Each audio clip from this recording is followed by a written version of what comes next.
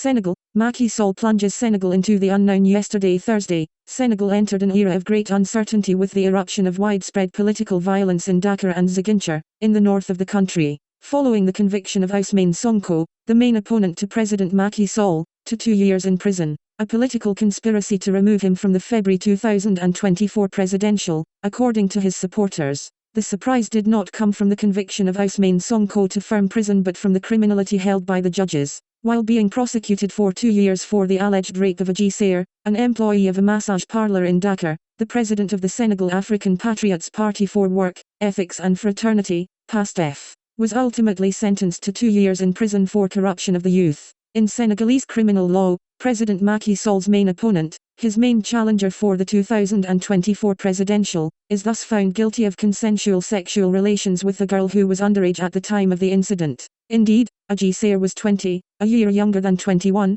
the required age for majority in Senegal. Headed to a general embrace immediately known Sonko's conviction, scenes of violence erupted in several neighborhoods of Dakar, the Senegalese capital, and in Ziguinchor, the large southern region where he is mayor. At least 9 people were killed between yesterday and today in sometimes very violent clashes between supporters of Senegalese opposition and law enforcement, adding the 17 others who have died since the March 2021 prosecution against Sonko began. Unprecedented political violence will have claimed at least 26 people dead. Public buildings and businesses have been set ablaze or looted in Dakar. French landmarks such as Auchan, Total and Orange have been attacked, while the LSA and Quai d'Orsay showed disturbing discretion since unrest began in Senegal. In Senegalese capital, homes of several dignitaries have been attacked and administrative vehicles cheered. And it ain't over yet. Indeed, the effective arrest of the PASTEF president, who for the time being remains on house arrest at his Dakaroy home, could radicalize his supporters and lead to new scenes of violence in Dakar, Ziguinchor and many other cities in the country.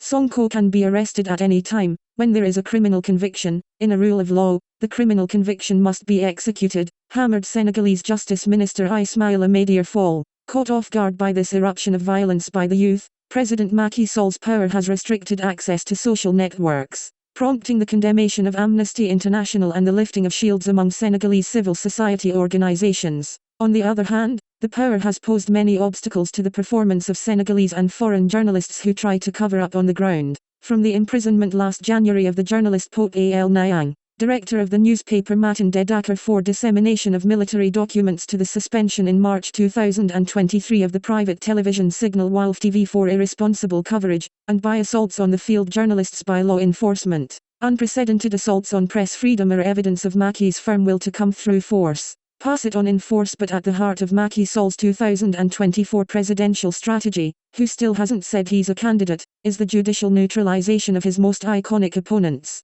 Better than anyone, the exciting Senegalese president knows the political benefit that an instrumentation of justice can bring. He had imprisoned, in 2018, for embezzlement of public money, his main rival Khalifa Sall, then from Dakar, to remove him from the presidential planned a year later. After his comfortable re-election, Macky Sall has pardoned the ex-mayor of the Senegalese capital. We don't change a recipe that works. For 2024, the president mobilizes the same method against Ousmane Sonko. Arriving third in the last presidential of 2019, Sonko consolidated his political thickness with the strong progression of his supporters in the July 2022 elections, 56 out of 165 seats, as well as his victory at the Ziguinchor town hall, Casamance, South region, facing Abdoulaye Baldé, dinosaur of Senegalese political life, several times minister under Abdoulaye Wade. More than the Constitutional Council's opinion on the legality of Macky Sall's candidacy for a third term, the supporters of the exciting president fear keeping the PASTEF leader in the race.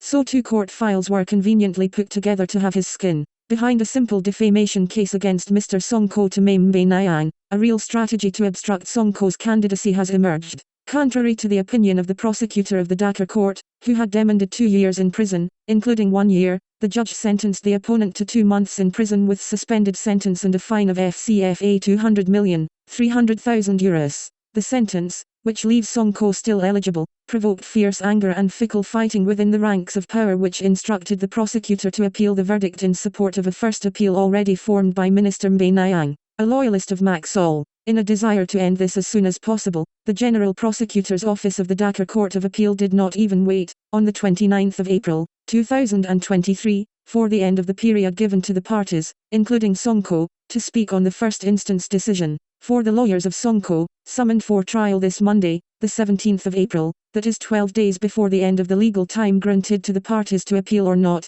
this rush of the Attorney General, hierarchically submitted to the Minister of Justice, is evidence of the existence of an elimination agenda politics of Sonko. Anything but Wade. President Sall's current position is all the more incomprehensible that he himself fought Abdoulaye Wade's candidacy for a third term in 2012. Dismissed from the post of President of the National Assembly for having dared to consider running for President, Macky Sall had benefited from everything but Abdoulaye Wade. Apart from the risks of large-scale violence posed by a politic judicial removal of Sonko, other factors undermine his ambitions for a third term. Judging by the results of the July 2022 elections and the municipal elections of January 2023, the presidential majority does not support the Senegalese electors. This disaffection resulted in President Macky Sall losing the majority in the National Assembly. Thus, between the 2017 elections and the 2022 elections, the number of MPs in the majority supporting Macky has gone from 125 to only 82. Macky Sall's political retreat has continued with the latest local elections that saw the opposition win. In addition to Dakar the capital, the major cities of Thiès,